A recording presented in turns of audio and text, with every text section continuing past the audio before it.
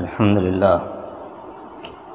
لله نحمده ونستعينه ونستغفره ونؤمن به ونتوكل عليه ونعوذ بالله من شرور أنفسنا ومن سيئات أعمالنا من يهده الله فلا مضل له ومن يضلله فلا هادي له ونشهد أن لا إله إلا الله وحده لا شريك له ونشهد أن سيدنا ومولانا محمدا عبده ورسوله أرسله الله إلى الناس كافة بشيرا ونذيرا وداعيا إلى الله بإذنه وسراجا منيرا أما بعد فأعوذ بالله من الشيطان الرجيم بسم الله الرحمن الرحيم وقال الذين أشركوا لو شاء الله ما عبدنا من دونه من شيء نحن ولا آباؤنا ولا حرمنا من دونه من شيء كذلك فعل الذين من قبلهم فهل على الرسل إلا البلاغ المبين ولقد بعثنا في كل أمة رسولا أن اعبدوا الله واجتنبوا الطاغوت فمنهم من هدى الله ومنهم من حقت عليه الضلالة فسيروا في الأرض فانظروا كيف كان عاقبة المكذبين إن تحرص على هداهم فإن الله لا يهدي من يضل وما لهم من ناصرين وأقسموا بالله جهد أيمانهم لا يبعث الله من يموت بلى وعدا عليه حقا ولكن أكثر الناس لا يعلمون ليبين لهم الذي يختلفون فيه وليعلم الذين كفروا أنهم كانوا كاذبين إنما قولنا لشيء إذا أردناه أن نقول له كن فيكون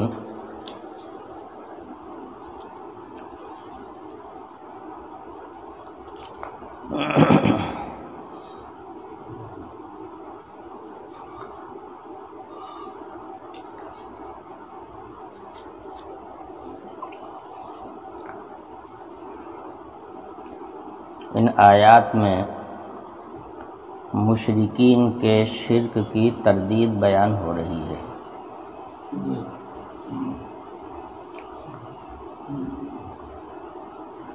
مشرکین نے انبیاء علیہ السلام کی رسالت کا انکار کیا، نبوت کا انکار کیا، پیغمبر کو اللہ کا بھیجا ہوا رسول تسلیم کرنے سے انکار کیا،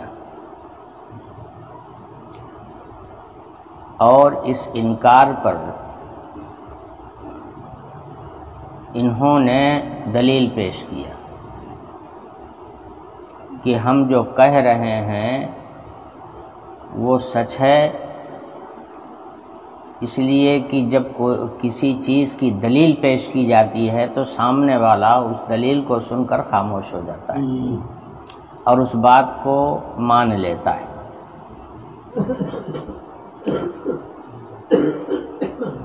حق پرست جو ہے وہ حق پر دلیل پیش کرتا ہے، اور جو باطل پرست ہوتا ہے وہ باطل پر اپنی دلیلیں پیش کرتا ہے، چاہے اس کی دلیل صحیح نکلے اور چاہے غلط نکلے، لیکن وہ اپنی بات پر دلیل پیش کرتا ہے تاکہ اس کی بات کو دوسرے لوگ مان لیں۔ تو مشرکین نے انبیاء علیہ السلام کی نبوت کا انکار کیا، اور اس انکار پر انہوں نے دلیل پیش کیا۔ ان کی اس دلیل کو قرآن پاک یہاں ذکر کر رہا ہے۔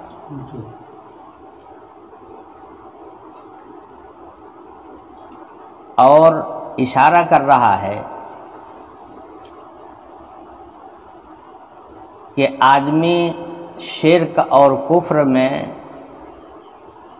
تبھی جاتا ہے جب اس کی عقل ماری جاتی ہے، گمراہی کا راستہ تبھی اختیار کرتا ہے جب اس کی عقل ماری جاتی ہے۔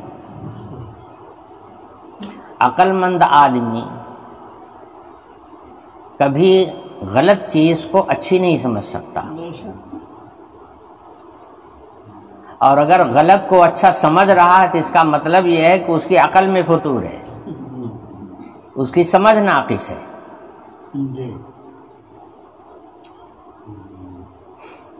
تو مشرکین ایک دلیل پیش کیا کرتے تھے کہ نبی کی، رسول کی ضرورت کیا ہے؟ جب انبیاء علیہ السلام اپنی نبوت ان کے سامنے پیش کرتے تھے تو جواب میں یہ کہتے تھے کہ نبی کی ضرورت کیا ہے؟ بھئی اللہ جو ہے قادر مطلق ہے، جو چاہتا ہے وہی ہوتا ہے، اس کے چاہے بغیر تو کچھ ہو نہیں سکتا۔ اس سے ایک بات کا پتہ چلا کہ الوہیت کے اور اللہ تعالیٰ کی معبودیت کے بھی یہ قائل تھے۔ خالق و مالک اصل اللہ تعالیٰ کو ہی سمجھتے تھے۔ ان کا جو اختلاف تھا نبوت کے سلسلے میں تھا، رسول اللہ صلی اللہ علیہ وسلم کی رسالت کا انکار تھا، اللہ کا انکار نہیں تھا۔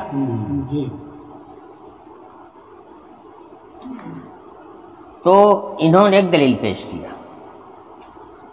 کہ بھئی اللہ قادر مطلق ہے، جو چاہتا وہی ہوتا ہے، آپ بھی مانتے ہیں ہم بھی مانتے ہیں، اس کے چاہے بغیر تو کچھ ہوتا نہیں۔ ہم شرک کرتے ہیں،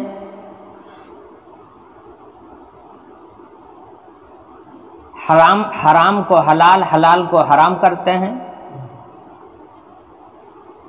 تو اگر اللہ نہ چاہتا تو ہم کیسے کر پاتے اس کو؟ اس کا مطلب یہ ہوا کہ اللہ چاہتا ہے، ہم کفر کر رہے ہیں تو اللہ کے چاہنے سے کر رہے ہیں، ہم شرک کر رہے ہیں تو اللہ کے چاہنے سے کر رہے ہیں، ہم حرام حلال کر رہے ہیں تو اللہ کے چاہنے سے کر رہے ہیں۔ اللہ نے چاہتا تو کیسے کر پاتے ہیں؟ بات کتنی وزندار معلوم ہوتی ہے۔ ہمارا آپ کا بھی تو عقیدہ یہی ہے، قرآن نے جو ہمیں عقیدہ دیا ہے وہ بھی تو یہی دیا ہے۔ یضل من یشاء ویہدی من یشاء، اللہ جسے چاہتا ہے گمراہ کرتا ہے، جسے چاہتا ہے ہدایت دیتا ہے۔ تو جو سب کچھ اللہ کی مشیت سے ہو رہا ہے تو پھر ہم کہاں مجرم ہیں؟ ہم جو کچھ کر رہے ہیں گویا وہ اللہ کی مشیت ہے، اللہ کی چاہت ہے، اللہ اس کو چاہتا ہے تب ہم کر پاتے ہیں، اللہ نہ چاہتا تو ہم کو کرنے ہی نہ دیتا۔ ہم غلط حرکت کرتے ہمارے اوپر عذاب آ جاتا، ہم غلط کام کرتے ہمارا ہاتھ پیر روک دیا جاتا، ہماری عقل کو موڑ دیا جاتا، ہم وہ کام کر ہی نہ پاتے۔ اور اگر ہم کر رہے ہیں تو اس کا مطلب یہ ہے کہ اللہ چاہتا ہے کہ ایسا ہم کریں۔ یہ دلیل مشرکوں کی ہے، اور اس کا خلاصہ یہ ہے کہ نبی کی ضرورت کیا ہے؟ جب اللہ قادر مطلق موجود ہے اور اس کے چاہے بغیر کچھ ہوتا نہیں ہے، جو اس نے چاہا وہی ہوا، جو نہیں چاہے گا وہ نہیں ہوگا۔ جب اللہ قادر مطلق ایسا موجود ہے تو پھر نبی کی ضرورت کیا؟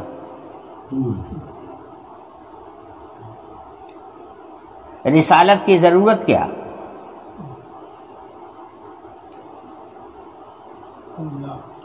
اور پھر ایک نبوت اور رسالت ہی کی کیا بات ہے؟ پھر تو اللہ کے کلام کی بھی کوئی ضرورت نہیں ہے، کلام الہی کی بھی کوئی ضرورت باقی نہیں رہ گئی۔ اور پھر اتنا ہی نہیں، حشر نشر کی بھی ضرورت نہیں رہ گئی، اس لیے کہ حشر و نشر کا مطلب یہ ہے کہ اس زندگی کے ختم ہونے کے بعد اللہ تعالیٰ دوبارہ پھر زندہ کرے گا اور پوری زندگی کا حساب ہوگا، اس کے بعد اس کی جزا اور سزا ملے گی۔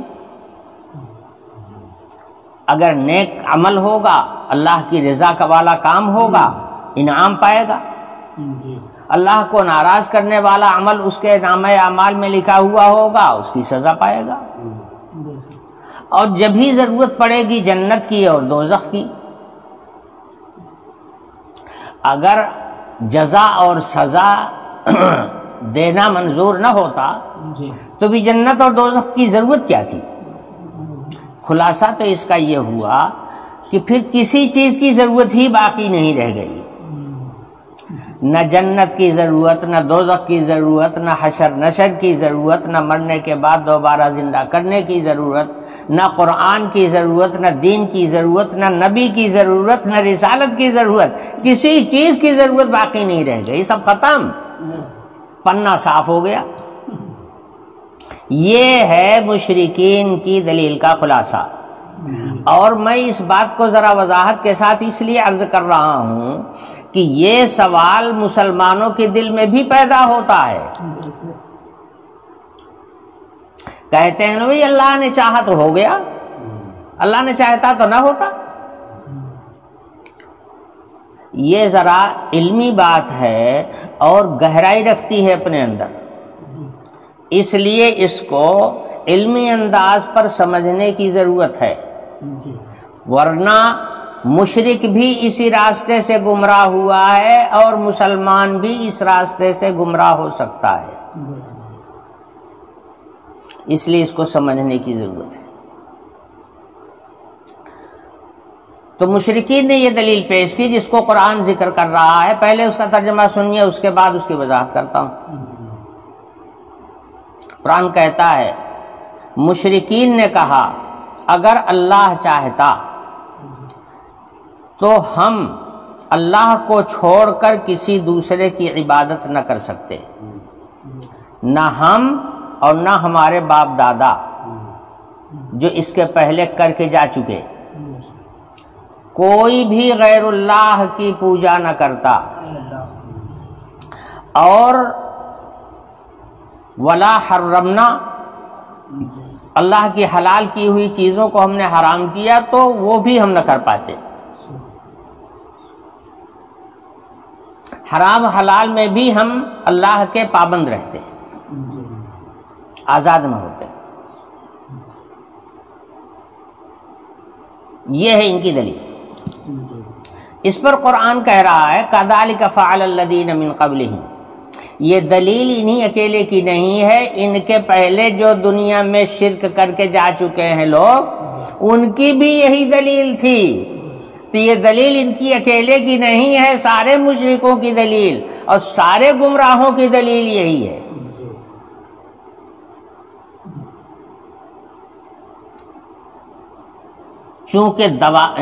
چونکہ یہ سوال اور یہ دلیل لا علمی، جہالت اور ناواقفیت کی بنا پر ہے، اس لیے یہ احمقانہ اور بے وقوفانہ سوال ہے۔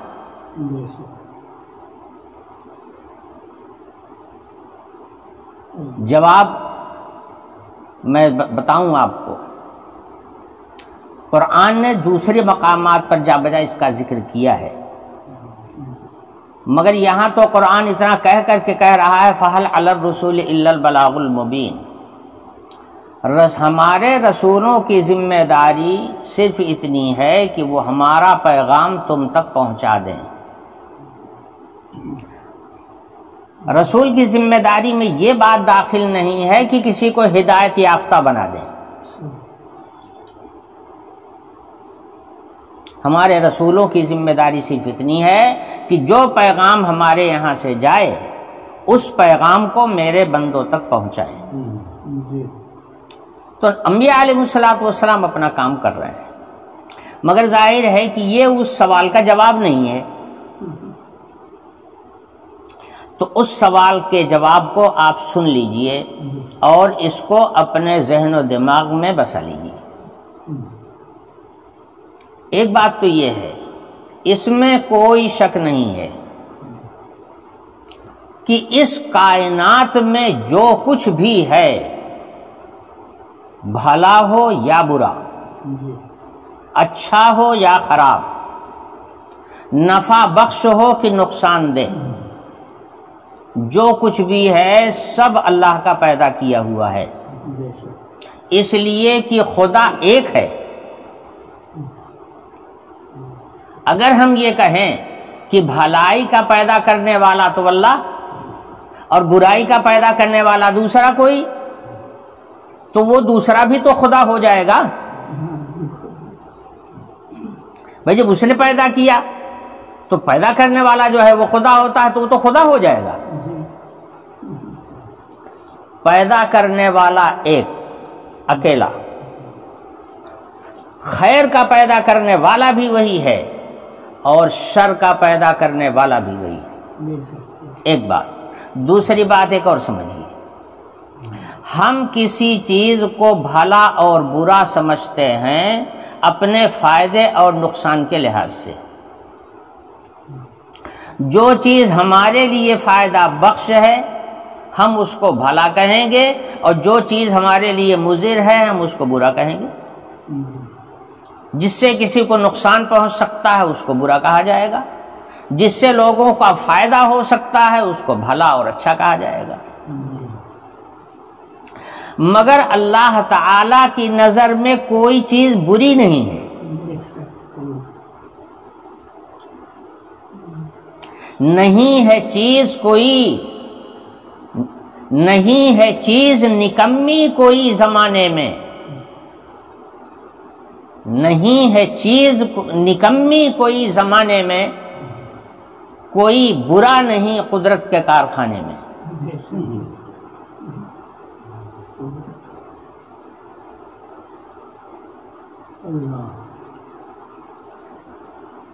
جہاں پر کارخانے ہوتے ہیں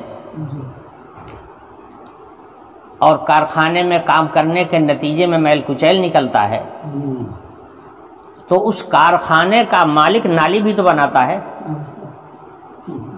تاکہ جتنا کچڑا اور بدبودار چیزیں ہیں وہ اس نالی کے ذریعے سے کارخانے سے نکال کے باہر کر دی جائیں۔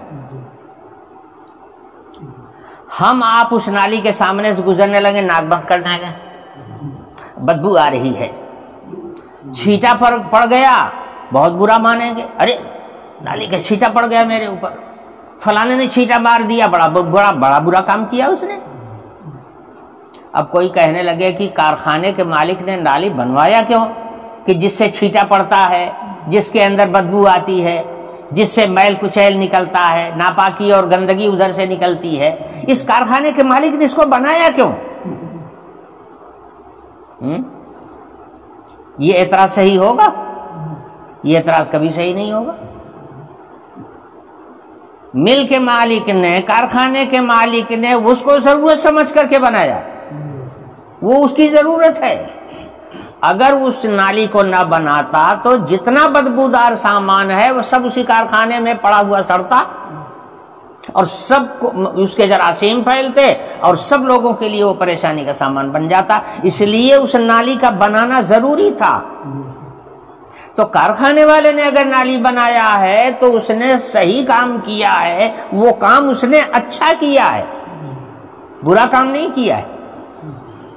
یہی حال ہے عالم کا، حرام حلال ہمارے آپ کے نفع نقصان کے لحاظ سے۔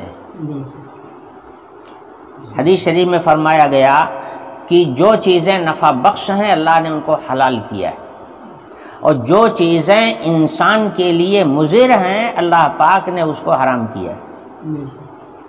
حضور نے ارشاد فرمایا کہ حرام چیز میں شفا نہیں ہے، حرام چیز میں کوئی فائدہ نہیں ہے۔ اللہ تعالیٰ نے اس کو حرام کیا اسی لیے ہے کہ ہمارے کام کا نہیں ہے، مگر اللہ کے کام کا ہے۔ تو ہمارے آپ کے لحاظ سے کوئی چیز بری ہوتی ہے، اللہ کی نگاہ میں کوئی برا نہیں ہے۔ اللہ نے اگر سوروں کو پیدا کیا ہے جو غلاظت کھاتے ہیں تو اللہ کی نظر میں وہ سور بھی برا نہیں ہے. کسی خنزیر کو بھی بے ضرورت مار ڈالنا جائز نہیں ہے. سانپ بچھو ہیں ٹہل رہے ہیں جنگلات میں، آپ کو جائز نہیں ہے کہ آپ جا کر کے جنگل میں ان کو تلاش کر کر کے ماریں.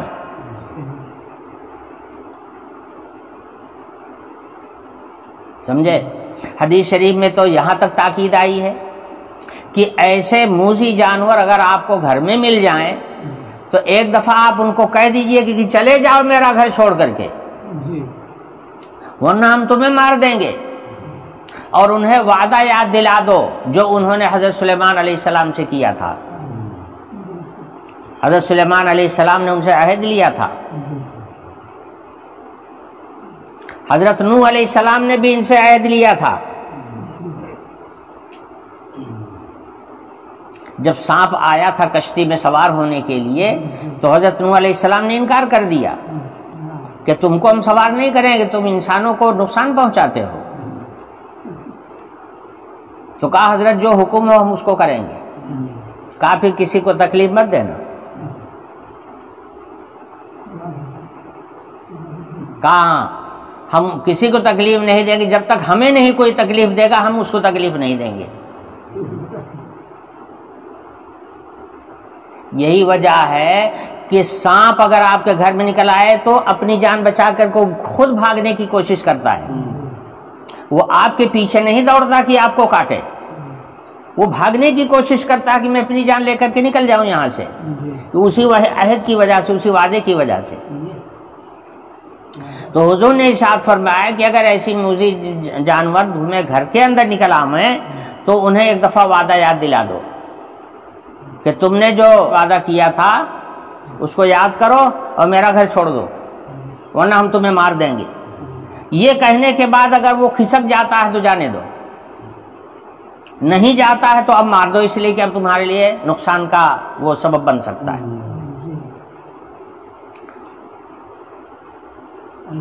اللہ تعالیٰ نے سانپ بچھو بلکہ کوئی چیز دنیا میں ایسی نہیں ہے جس کو کسی کام کے لیے اللہ نے پیدا کیا. یہاں تک کہ جتنی گھاس پھوس ہے زمین کے اوپر وہ بھی اللہ نے ضرورت کے لیے پیدا کیا.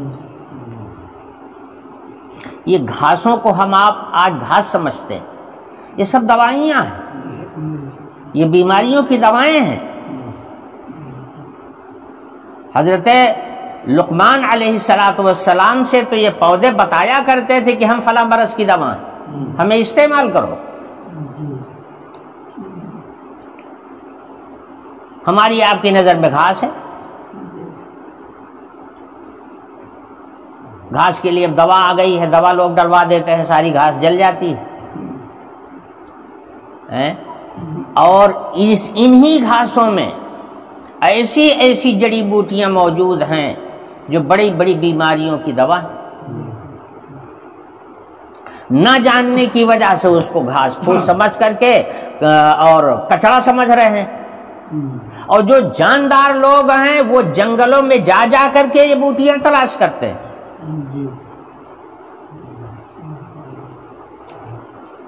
بہرحال میرے کہنے کا مطلب یہ ہے کہ نہیں ہے چیز نکمی کوئی زمانے میں، کوئی برا نہیں قدرت کے کارخانے میں.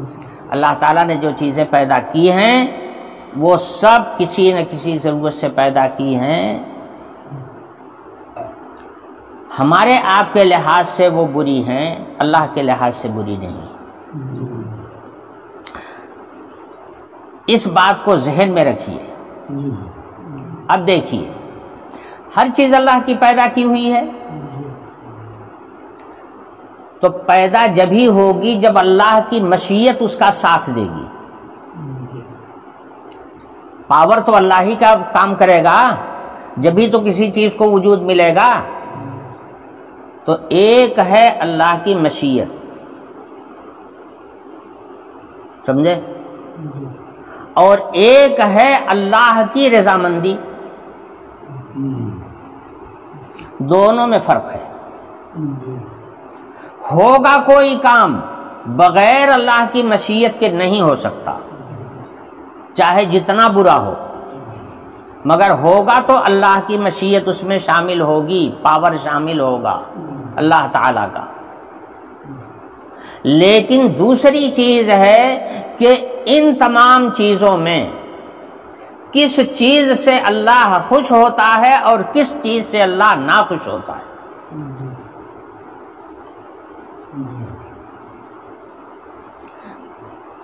کون سا کام اور کون سی چیز اللہ کو پسند ہے اور کون سی چیز اللہ کو ناپسند ہے۔ پسند اور ناپسند کی وجہ سے مشیت ختم نہیں ہوگی، مشیت اپنی جگہ کام کرے گی، پسند اور ناپسند یہ دوسری چیز ہے۔ اللہ نے ہدایت کے لیے قرآن دیا ہے نا، قرآن اور قرآن کے ماہرین یہی ہدایت کا ذریعہ ہیں۔ جو لوگ ان کے پاس بیٹھیں گے ان کی فطرت سلامت رہے گی، اور جو لوگ ایسے لوگوں سے دور رہیں گے ان کی فطرت خراب ہو جائے گی، جیسے کافروں کی فطرت خراب ہو جاتی ہے۔ بہرحال میں عرض یہ کر رہا تھا کہ ایک ہے مشیت اور ایک ہے رضامندی، رضا۔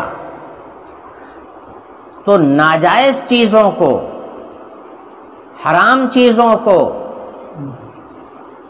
اور خراب چیزوں کو، بری چیزوں کو، نیکیوں کو، برائیوں کو پیدا کرنے والا تو اللہ ہی ہے، اس کے اندر اللہ کی مشیت شامل ہے، لیکن ہر چیز کے ساتھ اللہ کی رضا شامل نہیں ہے۔ پاک چیز کھاؤ یہ اللہ کی رضامندی کا کام ہے، اللہ اس سے راضی ہے۔ ناپاک چیز سے بچو، اللہ اس سے راضی ہے۔ ناپاک چیز کا استعمال کرو، اللہ اس سے ناراض ہوگا۔ ایمان لاؤ، اللہ اس سے راضی ہوگا۔ کفر کرو گے، اللہ اس سے ناراض ہوگا۔ مشیت اللہ کی ہے کل، کفر چل رہا ہے تو اللہ کی مشیت سے چل رہا ہے۔ اللہ کی جانب سے پاور نہ ملتا تو کفر ایک دن نہ چلتا۔ اللہ چاہ لیتا تو ایک سیکنڈ میں ساری دنیا مومن ہو جاتی، مگر اللہ نے ایسا نہیں چاہا۔ اللہ کا چاہنا، اللہ کا ارادہ یہی ہے کہ یہاں کفر بھی رہے، یہاں ایمان بھی رہے، اچھائی بھی رہے، برائی بھی رہے، اطاعت اور فرما برداری بھی رہے اور نافرمانی بھی رہے، تاکہ نافرمانی کرنے والوں کو سزا دی جائے اور فرما برداری کرنے والوں کو انعام دیا جائے۔ اگر اختیار ختم ہو گیا تو سب ختم ہو جائے گا۔ اللہ تعالی نے انسان کو، دیکھیے مخلوقات جو اللہ نے پیدا کی ہیں وہ تین طرح کی۔ ایک مخلوق تو اللہ نے ایسی پیدا کیا ہے کہ جو جماد محض ہے، وہ خود کچھ کر ہی نہیں سکتے، جب تک کہ کوئی ان کو ہلائے گا نہیں وہ ہل نہیں سکتے، ان کو جمادات بولتے ہیں۔ اینٹ پتھر، لکڑی، لوہا، پیتل، جب تک آپ ان کو اس کی جگہ سے ہلائیں گے نہیں وہ ہل نہیں سکتے اپنی جگہ سے، سمجھے؟ یہ جو ہیں غیر مختار ہیں، ان کو اللہ نے کچھ اختیار نہیں دیا ہے۔ جب اللہ نے اختیار نہیں دیا تو نہ ان کا کوئی حساب ہے، نہ ان کی کوئی جزا اور سزا ہے۔ ان کا حساب کتاب تھوڑے ہوگا۔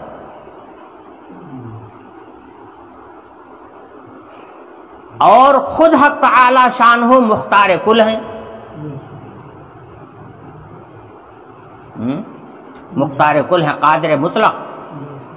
قادر مطلق وہ ہوتا ہے جو جی چاہے وہ کرے،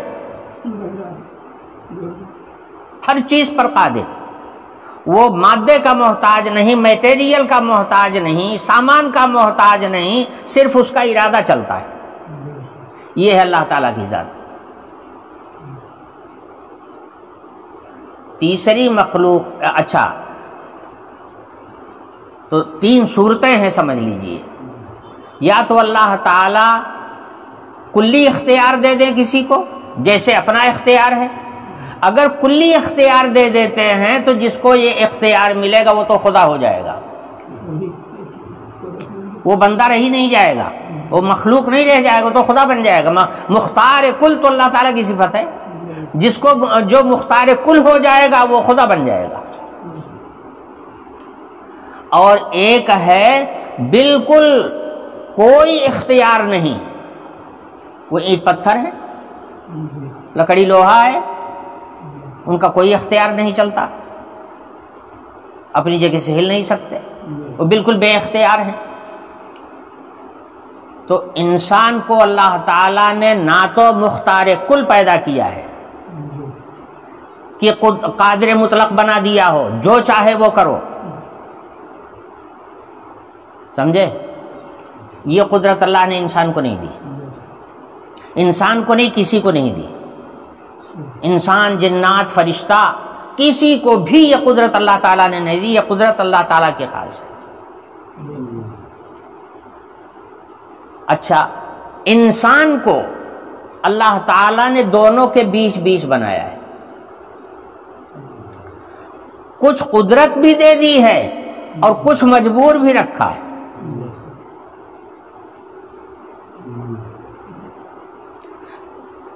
موت ہے، اس میں آدمی مجبور ہے، زندگی ہے، مجبور ہے. جسے آنے کا فیصلہ ہو جائے گا وہ آ کے رہے گا، کوئی روک نہیں سکتا، اور جس کے جانے کا فیصلہ ہو جائے گا اس کو کوئی روک نہیں پائے گا. آفتیں ہیں، پریشانیاں ہیں، بیماریاں ہیں، آئیں گی، کوئی روک نہیں پائے گا، اللہ کی جانب سے آتی ہیں، آئیں گی. جیسے بارش ہوتی ہے کوئی روک سکتا ہے، طوفان آتا ہے کوئی روک لیتا ہے، سیلاب آتا ہے کوئی روک سکتا ہے؟ کچھ نہیں کر سکتا. تو انسان کو اللہ تعالی نے ایسا پیدا کیا ہے کہ کچھ تو اختیار دیا ہے اور کچھ چیزوں میں بے اختیار رکھا ہے. یہی اختیار ایک ایسی نعمت ہے جس کی بنیاد پر انسان اشرف المخلوقات ہو گیا. جتنی مخلوق اللہ کی ہے ان سب میں سب سے اول نمبر، حالانکہ پیدا ہوا مٹی سے، اور مخلوقیں اللہ تعالیٰ نے نور سے پیدا کیا، روشنی سے پیدا کیا، مگر انسان کو مٹی سے پیدا کیا. اس مٹی سے پیدا ہونے والے انسان کا مرتبہ ساری مخلوقات سے اونچا ہو گیا. کس بنیاد پر؟ اسی اختیار کی بنیاد پر جو اللہ تعالیٰ نے اس کو دے رکھا ہے. اسی اختیار کی بنیاد پر جزا اور سزا بھی ہوگی. تم نے کیا کیا؟ میری منع کی ہوئی چیزوں سے پرہیز کیا، میرے حکموں کو پورا کیا کہ نہیں کیا؟ اسی کا نام تو جزاء العمل ہے، عمل کا بدلہ. آخرت جو قائم ہوگی وہ اسی حساب کتاب کے لیے قائم ہوگی، اسی لیے اس کو یوم الجزا کہا جاتا ہے، یوم الدین، یہ بدلے کا دن ہوگا. یہی اختیار اللہ نے انسان کو نہ دیا ہوتا تو پھر نہ نیکی نہ برائی، نہ اس کی جزا اور سزا، اور جب جزا سزا کی ضرورت نہیں تو نہ حشر نہ نشر، نہ دوبارہ پیدا کرنے کی ضرورت، نہ جنت کی ضرورت نہ دوزخ کی ضرورت. اور پھر جب ان سب چیز کی ضرورت نہ رہی تو نہ نبی کی ضرورت، نہ رسول کی ضرورت، نہ قرآن کی ضرورت، کسی چیز کی ضرورت نہیں رہ گئی. اسی اختیار کی بنیاد پر سارا نظام ہے، سارا نظام. چونکہ انسان کو اللہ تعالیٰ نے اختیار کی دولت دی ہے اور اپنا کلام بھیج کر اور اپنا رسول بھیج کر اپنی رضا اور ناراضگی کا اظہار فرما دیا ہے. میں کس عمل سے راضی ہوں اور کس عمل سے ناراض ہوتا ہوں، کس عمل پر میں انعام دوں گا اور کس عمل پر میں سزا دوں گا، اس کی پوری تفصیل کے لیے اللہ تعالیٰ نے قرآن اتار دیا، اپنا کلام بھیج دیا اور رسولوں کو اس کی تشریح کرنے کے لیے بھیج دیا۔ تو اب ضرورت ہے، اللہ کا کلام نہ آئے گا تو ہمیں حرام و حلال کی تمیز ہوگی کیسے؟ اللہ کا کلام نہیں آئے گا تو ہمیں کفر اور ایمان میں فرق معلوم کیسے ہوگا؟ اور رسول آ کر کے اس کو کر کے دکھائے گا۔ تو ان سب چیزوں کی ضرورت پڑے گی۔ کہنے کا مطلب یہ ہے کہ اللہ تعالیٰ نے انسان کو اختیار دیا ہے، اور اس اختیار کے دائرے میں جو چیزیں اللہ کو پسند ہیں اور جو چیزیں ناپسند ہیں اس کی تفصیل کے لیے اللہ کا کلام آیا اور اللہ کا رسول آیا۔ اسی کے لیے قیامت قائم ہوگی، حشر و نشر ہوگا، جنت اور دوزخ ہوگی۔ اس اختیار کو صحیح طور پر آدمی استعمال کرے، یہ جبھی ہو سکتا ہے جب اللہ کے کلام کی روشنی اس کے پاس ہوگی، جب نبی کی نبوت، رسول کی رسالت اس کی گائیڈ کرے گی، تب اللہ کی رضامندی کو وہ سمجھ پائے گا اور اللہ کی رضامندی پر چل پائے گا۔ اگر یہ رسول اور اللہ کا کلام بھی اس سے ہٹا دیا جائے گا تو گائیڈ ختم ہو جائے گی، پھر آدمی اللہ کی رضا پر قائم نہیں رہے گا، ناراضگی والے کام کرے گا۔ اس لیے ضرورت ہے کہ قرآن سے لو لگائی جائے، قرآن سے جڑے رہیے، اور جو قرآن کے ماہرین ہیں ان کی زندگی بھی دیکھتے رہیے، ان کی صحبت بھی رکھیے، ان کی مجلس میں بیٹھیے بھی، ان کی زندگی کو بھی دیکھیے کہ ان کی زندگی کیسی ہے، وہ کسی کام کو کس طرح سے کرتے ہیں، یہ نمونہ ہے، اور قرآن اصل گائیڈ ہے، اسی سے راستہ ملے گا۔ تو مشرکین کا یہ دعویٰ کہ اگر اللہ نہ چاہتا تو میں کفر نہ کر پاتا، اللہ نے تمہیں انسان بنایا، کوئی اینٹ پتھر تو نہیں بنایا، اینٹ پتھر کو کوئی اختیار نہیں ہوتا، وہ کچھ نہیں کر سکتے، تو تم نے انسان کو کیا سمجھ لیا کہ اینٹ پتھر کی طرح سے ہے؟ ایسا نہیں ہے۔ اللہ تعالیٰ نے انسان کو اختیار کی نعمت دے رکھا ہے، اختیار کی دولت سے مالا مال کیا ہے۔ یہ اچھے اور برے کو دیکھ کر جس کو چاہے اختیار کرے اپنے اختیار سے، اپنی طاقت سے، یہ طاقت بھی اللہ تعالیٰ کی دی ہوئی ہے۔ اس لیے مشرکین کا یہ کہنا کہ اللہ چاہتا ہے تب ہم کفر کرتے ہیں، اللہ چاہتا ہے تب ہم حرام کو حلال، حلال کو حرام کرتے ہیں، یہ دعویٰ بالکل غلط ثابت ہوا۔ تم نے انسان کو نہیں پہچانا، تم نے انسان کے مقام کو نہیں پہچانا، اس لیے یہ تمہاری بات الٹی ہے اور احمقانہ اور نہایت جاہلانہ ہے۔ اس لیے قرآن اس کا کوئی جواب نہیں دیتا۔ قرآن صاف کہتا ہے ما علی الرسول الا البلاغ المبین، ہمارے رسولوں کی جو ذمہ داری ہے وہ رسول کر کے جائیں گے، تمہارا جی چاہے مانو نہ جی چاہے مت مانو۔ اور یہی طریقہ جو آج کے مشرکین کا ہے، یہی ہر زمانے کے مشرکین کا رہا ہے۔ اس کے بعد حق تعالیٰ شانو فرماتے ہیں وَلَقَدْ بَعَثْنَا فِي كُلِّ أُمَّةٍ رَسُولًا، سن لو، ایک قرآن ہی نہیں آیا ہے کفر اور شرک کی قباحت بیان کرنے کے لیے اور راہ حق دکھانے کے لیے، اس کے پہلے بھی ہمارا کلام آتا رہا، ہمارے رسول آتے رہے، اور ہمارا پیغام بندوں کے پاس پہنچتا رہا۔ قرآن کہتا ہے وَلَقَدْ بَعَثْنَا فِي كُلِّ أُمَّةٍ رَسُولًا، ہم نے ہر قوم کے اندر رسول بھیجا۔ اب ہر قوم میں رسول آیا، اس سے پتہ چلتا ہے ہر جگہ رسول آیا، ہر برادری میں آیا، ہاں صحیح ہے۔ لیکن شکلیں اس کی دو ہیں. کہیں رسول ڈائریکٹ آتا ہے براہ راست، اور کہیں رسول خود نہیں پہنچتا، رسول کے نائبین وہاں پہنچتے ہیں جو مبلغ کی حیثیت سے جاتے ہیں. کام وہی ہوتا ہے جو رسول اللہ صلی اللہ علیہ وسلم کا ہے، انجام پاتا ہے نائب رسول کے ذریعے سے. تو اللہ کا یہ پیغام ہر امت میں آیا، ہر زمانے میں آیا، چاہے وہاں پر اللہ کا رسول خود آیا ہو اور چاہے اللہ کے رسول کا ایلچی پہنچا ہو، ان کا نائب پہنچا ہو، لیکن بہرحال یہ پیغام ہمارا دنیا کے پاس ہمیشہ ہر زمانے میں آتا رہا ہے. وَلَقَدْ بَعَثْنَا فِي كُلِّ أُمَّةٍ رَسُولًا، ہر قوم میں، ہر امت میں ہم رسول بھیجتے رہے ہیں. اس کے پہلے بھی کس بات کے لیے؟ ان اعبدوا اللہ واجتنبوا الطاغوت. سارے رسولوں کا پیغام ایک تھا، صرف اللہ کی عبادت کرو، اللہ کے علاوہ کسی کے سامنے سر مت جھکاؤ.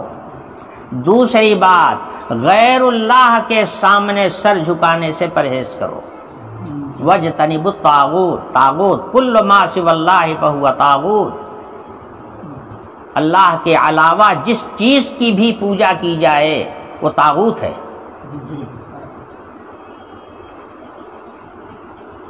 فَمِنْهُمْ مَنْ هَدَى اللَّهُ وَمِنْهُمْ مَنْ حَقَّتْ عَلَيْهِ الضَّلَالَةُ. اب ان لوگوں میں سے کچھ لوگ وہ ہیں جنہوں نے اللہ کی ہدایت سے ہدایت پا لیا، اور کچھ لوگ وہ ہیں جو گمراہ ہوئے. ان کی گمراہی میں بھی اللہ کی مشیت کا دخل ہے، اس سے انکار نہیں کیا جا سکتا، مگر اللہ راضی نہیں ہے ان کی گمراہی سے، اسی لیے قرآن بھیجا، اسی لیے رسول آیا. تو بعض لوگ وہ ہیں جن کو اللہ نے اس کے ذریعے سے ہدایت دے دیا، اور بعض لوگ وہ ہیں جن کے اوپر ضلالت کی چھاپ لگ گئی اور گمراہی ان کا مقدر بن گئی. فَسِيرُوا فِي الْأَرْضِ فَانظُرُوا كَيْفَ كَانَ عَاقِبَةُ الْمُكَذِّبِينَ. دنیا میں چلو پھرو اور پچھلی قوموں کا جا کر کے انجام دیکھو. ان کے مکانات، ان کے کھنڈرات، ان کے علاقے آج بھی دنیا میں موجود ہیں، اور وہ پکار پکار کر کے گواہی دے رہے ہیں کہ اللہ کے نافرمانوں کا انجام کیا ہوتا ہے. جب ان مقامات پر جاؤ گے اور اپنی آنکھوں سے ان کو دیکھو گے تب تمہیں عبرت حاصل ہوگی کہ نافرمانوں کا انجام کیا ہوا، رسولوں کو اور اللہ کی کتابوں کو جھٹلانے والوں کا انجام کیا ہوا. جاؤ دنیا میں چلو پھرو، سفر کرو. اس کا مطلب یہ ہے کہ عبرت حاصل کرنے کے لیے سفر کرنا یہ بھی اللہ تعالیٰ کو پسند ہے. کسی مقام پر آپ نے سنا کہ کوئی حادثہ ہوا یا کوئی واقعہ ہوا من جانب اللہ، اور آپ اس مقام کو دیکھنے کے لیے، اس کا معائنہ کرنے کے لیے جاتے ہیں، اور اس مقصد سے جاتے ہیں کہ وہاں جا کر کے آپ عبرت حاصل کرتے ہیں کہ دیکھو اللہ کی نافرمانی کا یہ انجام. اگر فرما بردار ہوتے تو یہ نہ ہوتا. اس عبرت حاصل کرنے کے لیے دنیا میں سفر کرنا اور ایک سے دوسری جگہ جانا یہ بھی گویا اللہ تعالیٰ کو پسند ہے. اس لیے فرمایا چلو پھرو زمین میں اور دیکھو جھٹلانے والوں کا انجام کیسا ہوا.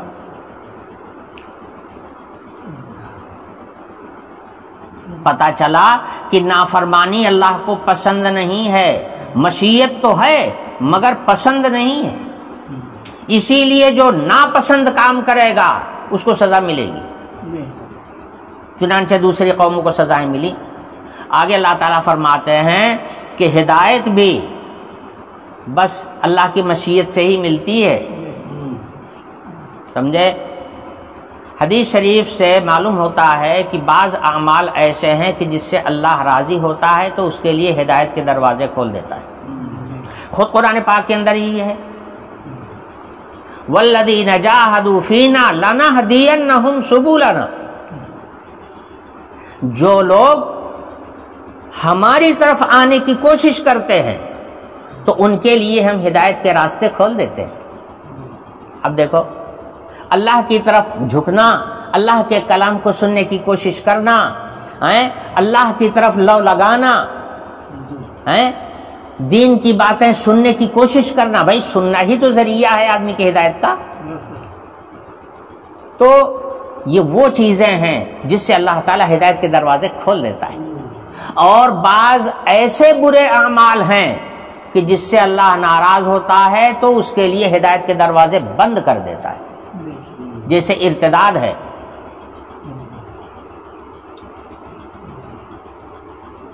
جو آدمی مرتد ہوتا ہے اللہ تعالیٰ اس کی ہدایت کا دروازہ بند کر دیتا ہے عام طور پر، الا یہ کہ اللہ تعالیٰ کی خصوصی رحمت کسی کے اوپر ہو جائے تو مرتد ہونے کے بعد بھی اللہ تعالیٰ اسے ہدایت نصیب فرما دے.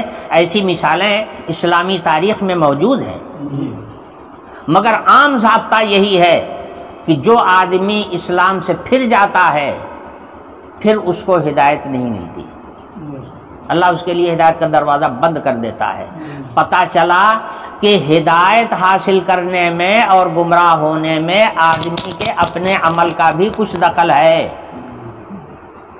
اپنے اختیار سے ہی گمراہی اختیار کرتا ہے اور اسی اختیار کی بنیاد پر اللہ تعالیٰ کے ہاں پکڑ ہوگی. اگر اختیار اللہ نے نہ دیا ہوتا تو پکڑ کا کوئی سوال نہیں تھا. اللہ تعالیٰ ارشاد فرماتے ہیں ان تحرص علی ہداہم فإن اللہ لا یہدی من یضل. جس کے لیے اللہ تعالیٰ کے یہاں سے گمراہی کا فیصلہ ہو جاتا ہے تو پھر آپ اس کو ہدایت نہیں دے سکتے، چاہے آپ کتنا ہی ان کی ہدایت کے خواہش مند ہوں. لیکن اگر اللہ نے ان کو گمراہی کے راستے پر لگا دیا، ناراض ہو کر، اللہ ناراض ہو کر کسی کو گمراہی کے راستے پر جب لگا دیتا ہے تو پھر اس کو کوئی ہدایت نہیں دے سکتا. من یہدہ اللہ فلا مضل لہ، جسے اللہ ہدایت دے دیں گے اسے کوئی گمراہ نہیں کر سکتا. ومن یضللہ فلا ہادی لہ، اور جسے اللہ گمراہ کر دیں گے، گمراہی کے راستے پر چلا دیں گے، پھر اس کو ہدایت بھی کوئی نہیں دے سکتا. اسی لیے نبی کی ذمہ داری جو ہے وہ صرف یہ ہے کہ اللہ کا پیغام صاف صاف لفظوں میں اللہ کے بندوں تک پہنچا دے. تو ان تحرص علی ہداہم فإن اللہ لا یہدی من یضل وما لہم من ناصرین. اور آخرت میں ایسے لوگوں کا کوئی مددگار بھی نہیں ہوگا جو گمراہی کا راستہ پکڑیں گے اور پھر اللہ کے یہاں سے ان کی گمراہی کا فیصلہ ہو جائے گا تو پھر وہ ہدایت پر نہیں آ سکتے. اور کل آخرت میں جب ان کو عذاب ہونے لگے گا تو ان کی مدد کے لیے بھی کوئی سامنے نہیں آئے گا، ان کا کوئی مددگار نہیں نکلے گا. جن کو یہ پوجا کرتے تھے وہ بھی ان کی مدد کے لیے وہاں نہیں آئیں گے.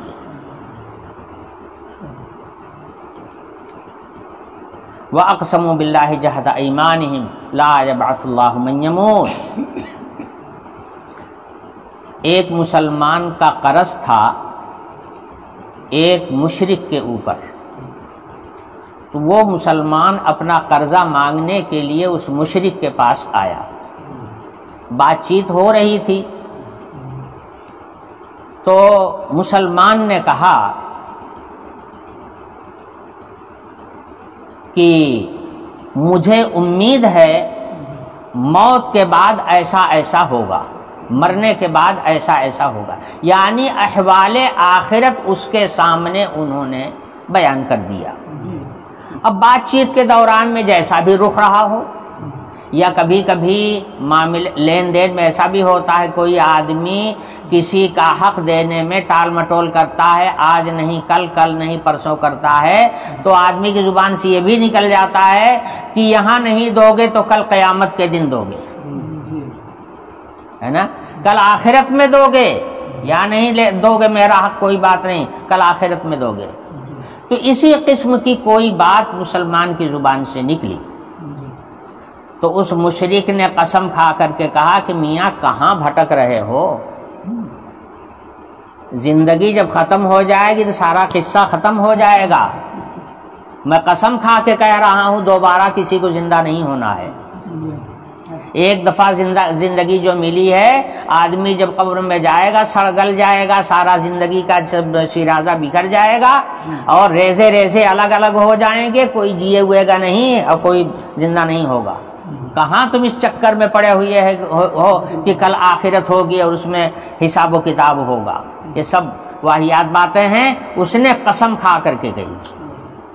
قرآن پاک میں آیت نازل ہوئی، مشرک لوگ قسمیں کھاتے ہیں، مضبوط مضبوط قسمیں کہ لا یبعث اللہ من یموت، مرنے والوں کو اللہ دوبارہ زندہ نہیں کرے گا. بلا وعدا علیہ حقا، سن لو ایسا کیوں نہیں ہوگا، یہ تو اللہ کا پکا وعدہ ہے، یہ تو اللہ کا پکا وعدہ ہے، اس میں شک شبہ کی گنجائش نہیں ہے. جس اللہ نے ان ریزوں کو نہ جانے کہاں کہاں سے اکٹھا کر کے انسان بنا دیا، اس کے بکھر جانے کے بعد کیا دوبارہ اس کے اندر طاقت نہیں ہے کہ ان سارے ذرات کو جوڑ کر کے پھر بنا دے؟ کوئی چیز آپ بنانے لگیے، پہلی دفعہ بنانا مشکل ہوتا ہے، دوبارہ بنانا آسان ہو جاتا ہے. وہی فرمایا گیا بلا وعدن علیہ حقا، کیوں نہیں، یہ تو اللہ تعالیٰ کا پکا وعدہ ہے. ولکن اکثر الناس لا یعلمون، لیکن جنہیں ہدایت نہیں ملی وہ ان باتوں کو سمجھتے نہیں ہیں، جانتے نہیں ہیں. اور انبیاء اور رسول کو ہم اس لیے بھیجتے ہیں تاکہ وہ حق کے معاملے کی پوری وضاحت کر دیں. جس حق کے بارے میں غیر مومن مومنوں سے جھگڑ رہے ہیں اور اختلاف کر رہے ہیں، یا نبیوں اور رسولوں سے اختلاف کر رہے ہیں، اس کو صاف صاف کھول کھول کر کے بیان کر دیں. اس لیے ہم نے رسولوں کو بھیجا ہے، اور یہ مقصد بھی ہے رسولوں کو بھیجنے کا کہ کافر اور مشرک اس بات کو جان لیں کہ وہ اپنے عقیدے میں اور اپنی زبان میں، اپنے وعدوں میں جھوٹے ہیں. کافر اور مشرک اپنے موقف میں جھوٹے ہیں. صحیح راہ وہی ہے جو انبیاء علیہ الصلوۃ والسلام نے آ کر کے بتائی ہے. اور جہاں تک اللہ تعالیٰ کی قدرت کا سوال ہے تو اللہ کی قدرت سے باہر کوئی چیز نہیں. اللہ تعالیٰ کو نہ مٹیریل تلاش کرنے کی ضرورت ہے، نہ سامان تلاش کرنے کی ضرورت ہے. وہ تو بس صرف حکم دیتے ہیں اور چیزوں کا وجود ہو جاتا ہے. اسی کو فرمایا ہمارا قول کسی چیز کے لیے جب ہم اس کا ارادہ کرتے ہیں، اس کو وجود بخشنے کا ارادہ کرتے ہیں، تو صرف ہم یہ کہہ دیتے ہیں کہ ہو جا اور وہ چیز ہو جاتی ہے. یہ ہو جا اور ہو جاتی ہے، حقیقت میں یہ ارادہ خداوندی کی تعبیر ہے. مقصد یہ ہے کہ جب ہم کسی چیز کو وجود میں لانے کا ارادہ کرتے ہیں، فوراً وہ چیز وجود میں آ جاتی ہے، اس میں دیر نہیں لگتی.